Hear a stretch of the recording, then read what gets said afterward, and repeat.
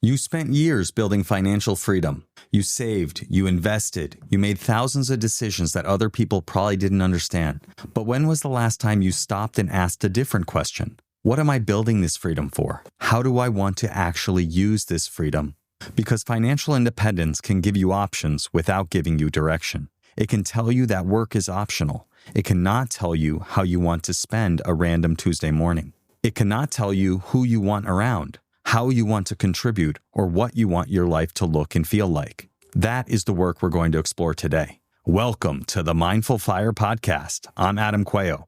This is a show about crafting a life you love and making work optional using the tools of mindfulness, financial independence, resilience, and envisioning. Today, I want to talk about what happens after you do the hard work of building financial freedom, or rather, when you're close enough that the freedom is starting to become real. I don't want to focus on whether you should leave your job or not. That may or may not be the right decision for you, and who am I to tell you? I want to focus on something deeper. How do you start living the life you actually want now that you have the financial freedom? And how do you get clear about that life before another year disappears into the default? A lot of FIRE content is understandably focused on the numbers. What's your savings rate? What's your withdrawal rate? What's your asset allocation? How much is enough? Those questions matter. I spent years thinking about them, talking about them, and making decisions based on them. But the number is not life. The number creates possibility. You still have to decide what you want to create with that possibility. I've spoken to many people who have done everything right financially. They've built real options. Some have already even reached financial independence. And yet, many of them still feel uncertain. Not because they've failed, but because they spent years answering the financial question without making equal time for the life question. The financial question is, how much do I need? The life question is, what do I want this freedom to make possible? I know this because I lived it.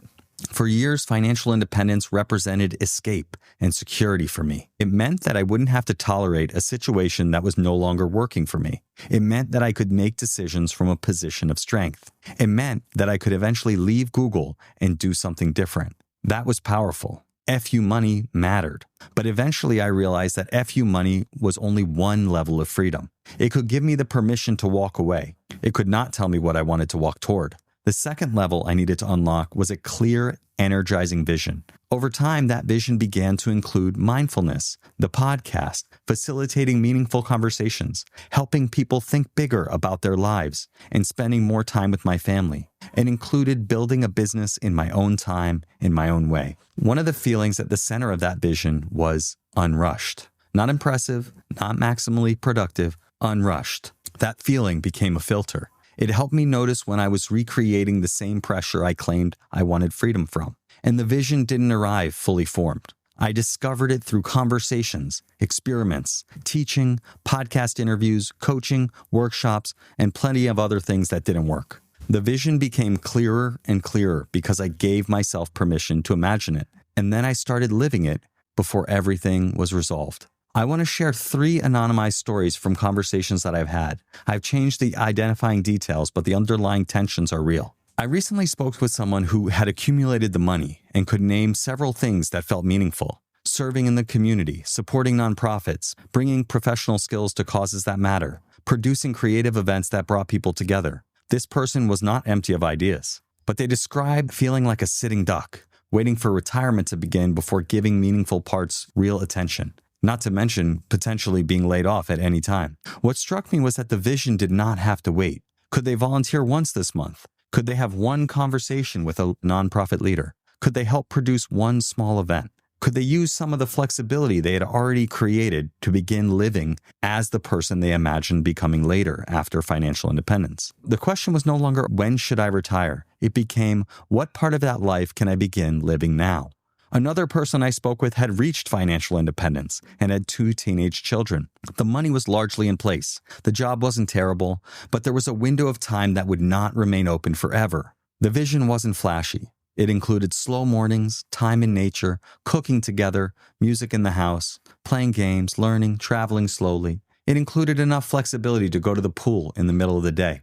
It was a vision of presence. And the tension was not simply whether to keep working. The tension was whether this person would give themselves permission to create more of that life while everyone was still living under the same roof. Financial independence had created options, but the real value of those options was measured in time and attention. That conversation reminded me that a big vision does not have to look big to anyone else. It might be a global mission. It might be a company. It might be speaking on an enormous stage, or it might be being fully present for an ordinary summer with your family. Big means true and energizing, not externally impressive. A third person that I talked to could picture the environment of their future life. A walkable place, a relaxed rhythm, time in Europe, a small home base, more space for cycling, writing, and being with their spouse. The feeling tone was becoming clear, but the ordinary activities were still fuzzy. What happens after breakfast? What creates meaning on a random Wednesday afternoon? Which interests are enjoyable for 2 weeks but not for 3 months? The answer wasn't to sit in a room and think harder until a perfect plan appeared.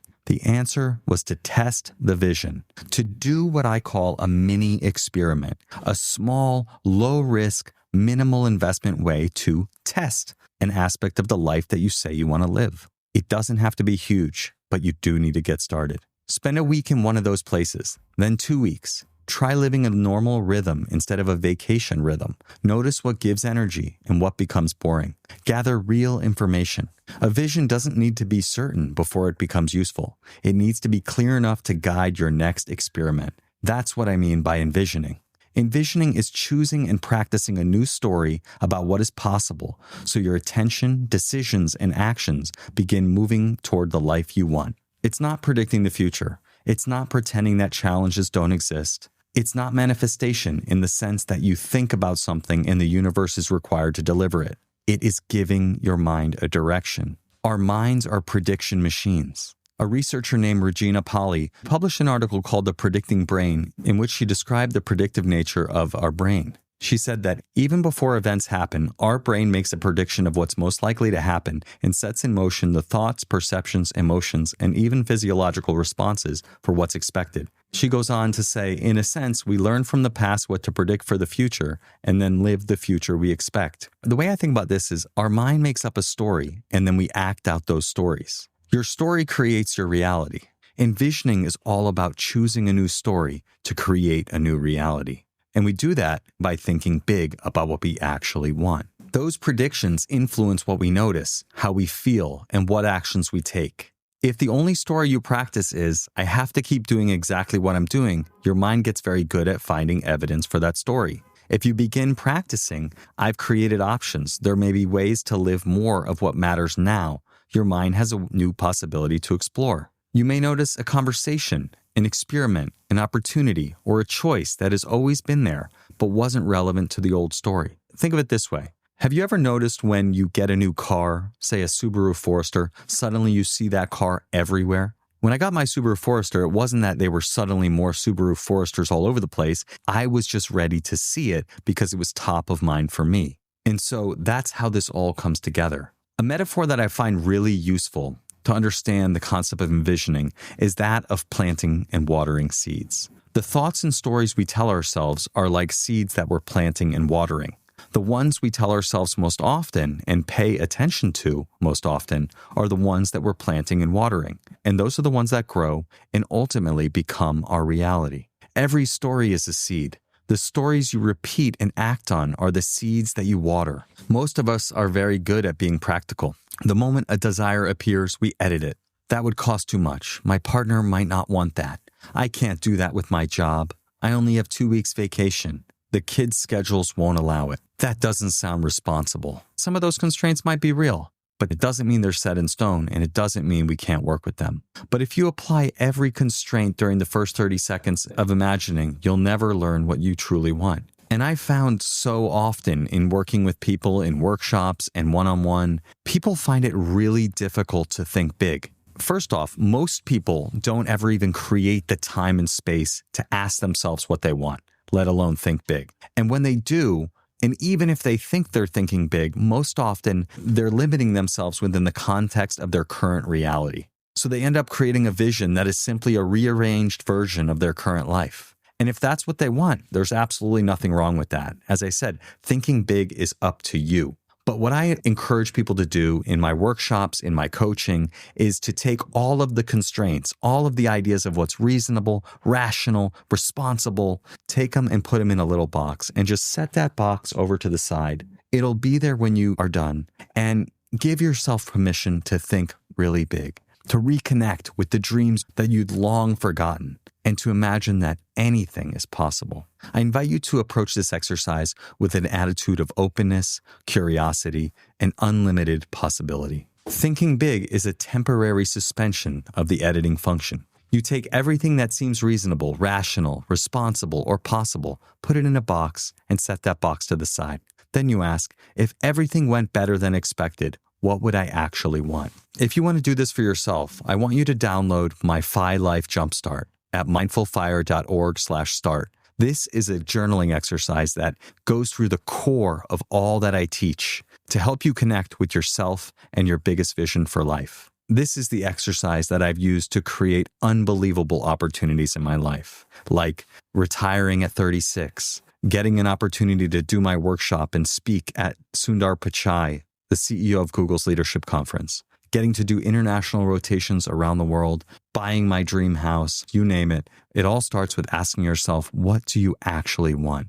And tapping into a sense of unlimited possibility. If this question's alive for you, if you've done the hard work to create the financial freedom and want to get clearer about the life you actually want to use that freedom for, I'm hosting a live workshop Friday, August 14th, and I'd love for you to be there. This is not a webinar of whether you should quit your job. It's not a retirement planning presentation. We're not going to look at your numbers at all. It's a dedicated space to pause, to think much bigger than you've ever done before, than you've ever allowed yourself to think, and to get clearer about what you genuinely want. You'll connect with yourself, have a meaningful conversation with a couple of other people on the path, and you'll leave with a clearer vision. And you'll also identify one small mini experiment so you can start living that vision right now. You don't need to have all the answers before you arrive. You only need to be willing to ask what's possible. You can learn more and reserve your place at mindfulfire.org/workshop. Again, that's mindfulfire.org/workshop. You didn't build financial freedom just to have a bigger number. You built it to create a bigger life. And you don't have to wait until everything is figured out before you start creating that life. Thank you for joining me. I'll see you next time on the Mindful Fire podcast. And I hope you'll join us for the Ask What's Possible Envisioning workshop on Friday, August 14th. You can see all the details and sign up at mindfulfire.org/workshop.